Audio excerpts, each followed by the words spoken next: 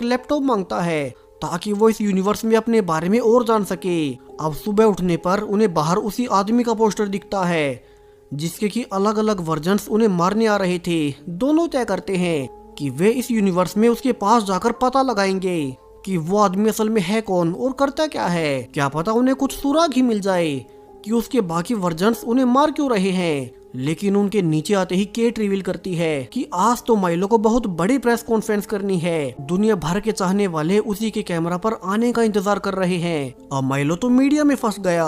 सो Danny को अकेले ही उस आदमी के बारे में जांच पड़ताल करने जाना पड़ता है। वो पता करता है कि इस यूनिवर्स में वो आदमी एक प्राइवेट साइंस कंपनी गोल्ड मायर का ओनर है। वो देख ही रहा था कि खुद ही वो आदमी अब डैनी के सामने से आकर उसे लाइटर मांगने लगता है। वो खुद का नाम स्टीवन बताता है और इस कंपनी के थ्रू वो डार्क मैटर पर रिसर्च कर रहा था। डैनी समझ जाता है कि ये स्टीवन उन्हें नहीं मारेगा, मगर इसके बारे में और जानकर वो पता कर सकता है कि उसके बाकी वर्जन्स उन दोनों को मार क्यों रहे हैं। डैनी झूठ बोलकर स्टीवन को उसकी रिसर्च दिखाने को कहता है और स्टीवन अब उसे सब कुछ दिखाते हुए रिवील करता है कि वो असल में एक फिजिक्स एक्सपर्ट है जिसने समय के साथ डार्क मैटर पर रिसर्च करते हुए पता किया कि मल्टीवर्स असल में एग्जिस्ट करता है और अगर वे डार्क मैटर का सही से इस्तेमाल करे तो वे अलग अलग पैरेलल यूनिवर्सेस में जा सकते हैं। अब डैनी को इसी से आइडिया आता है कि क्यों ना वे इसी स्टीवन से मल्टीवर्स में ट्रेवल करने वाला डिवाइस बनवा ले और फिर वे उसे अपने रियल यूनिवर्स में वापस जा पाएंगे।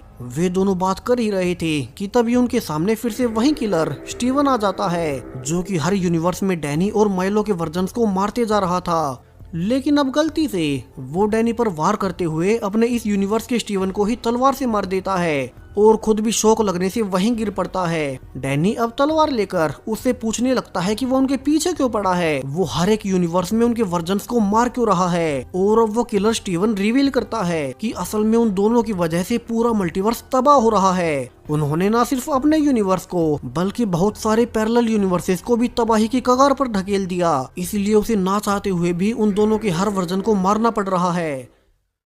अब डैनी हैरान था कि उसने और माइलो ने तो कुछ नहीं किया, वे भला क्यों ही मल्टीवर्स को तबाह करना चाहेंगे। और वो जल्दी से उस किलर स्टीवन से उसका डिवाइस लेकर वापस से माइलो के पास आने लगता है।